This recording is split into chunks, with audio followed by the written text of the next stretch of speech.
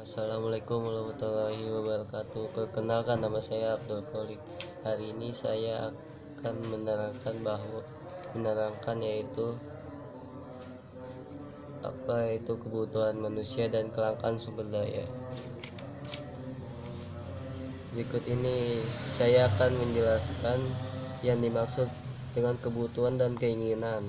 Kebutuhan dapat diartikan sebagai sesuatu yang harus dipenuhi oleh seseorang untuk bertahan hidup.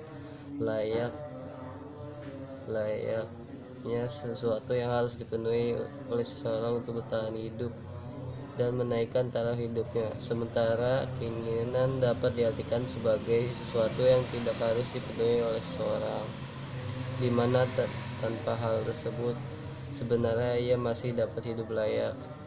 Ketika kalian dapat memisahkan mana yang merupakan kebutuhan atau mana yang merupakan keinginan, hal itu ditentukan oleh tindakan ekonomi.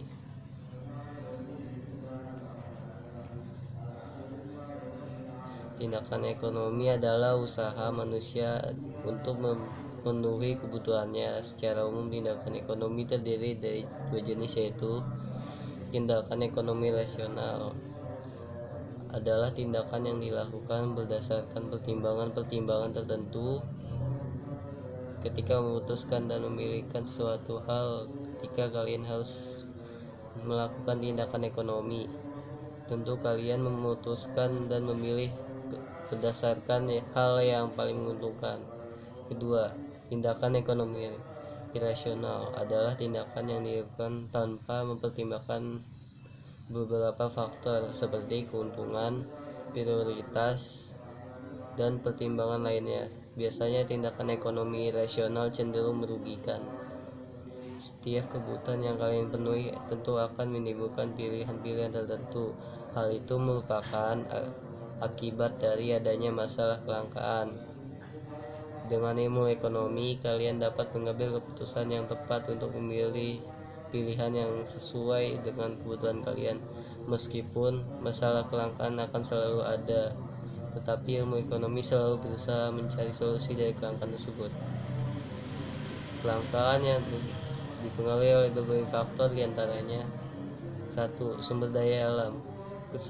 Ketersediaan sumber daya alam sangat terbatas untuk memenuhi kebutuhan manusia.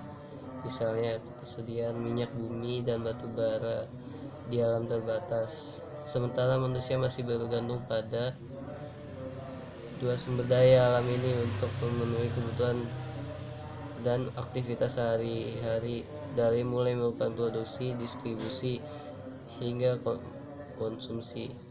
2. Sumber daya manusia.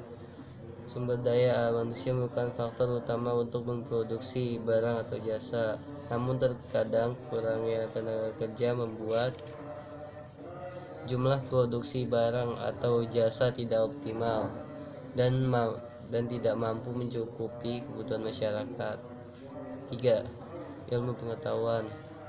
Kurangnya ilmu pengetahuan dapat menghambat proses produksi dan pengoptimalan dari manfaat yang seharusnya dapat diambil baik dari alam maupun sumber daya manusia.